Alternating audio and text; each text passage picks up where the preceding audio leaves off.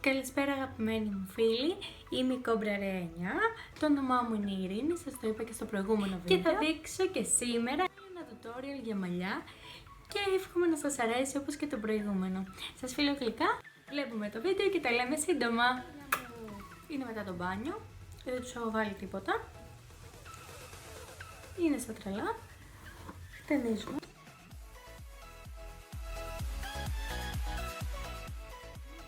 Τα μαλλιά μας. Εγώ συνήθως τους βάζω αυτό εδώ το προϊόν.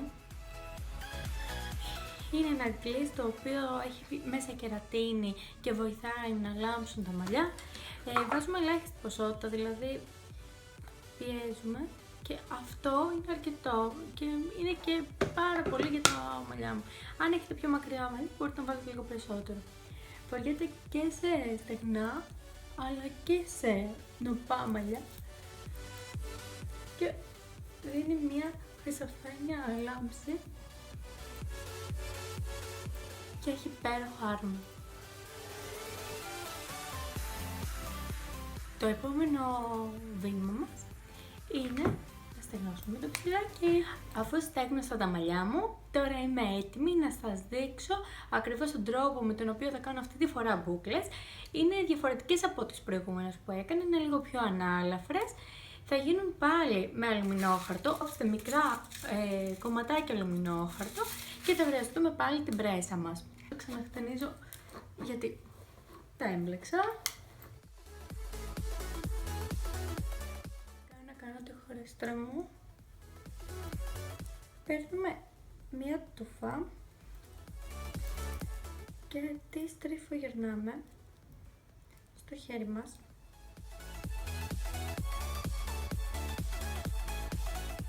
Με ακριβώς αυτόν τον τρόπο και κάνουμε ένα κύκλο. Πιάνουμε το αλουμινόχαρτο και τη βγαίνουμε μέσα. Αυτό.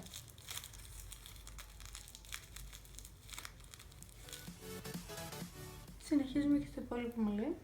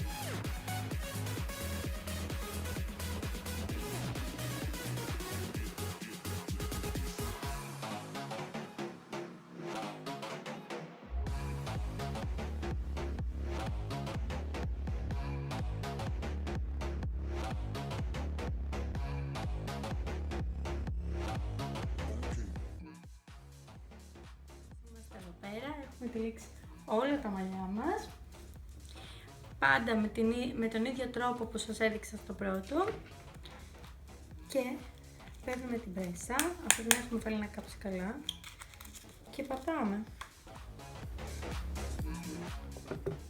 πάνω στο αλουμινόχαρτο.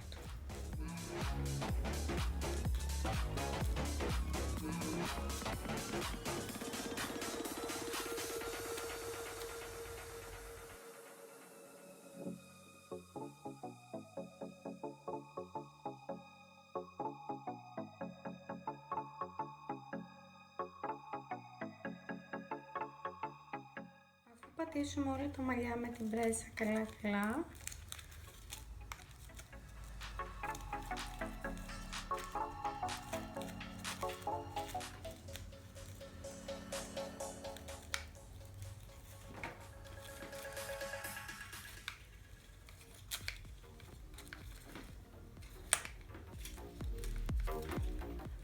Έπειτα αφήνουμε το αλουμινόχαρτο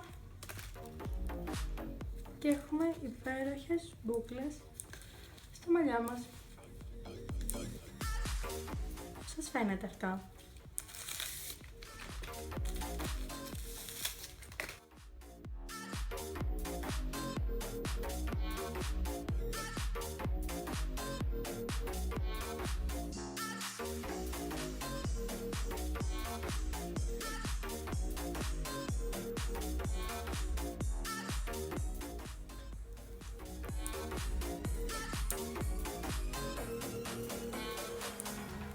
Με αυτόν τον πανεύκολο τρόπο έφτιαξα τα μαλλιά μου.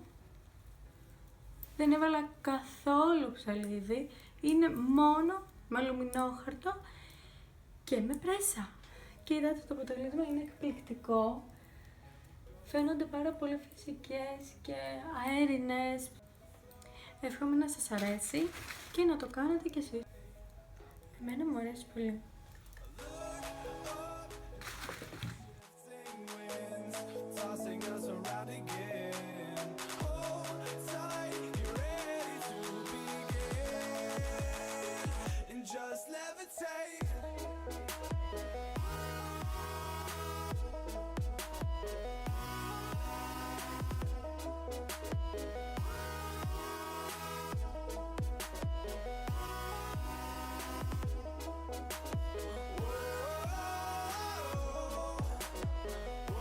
Ναι, εντάξει, είμαι λίγο σαν τρελή.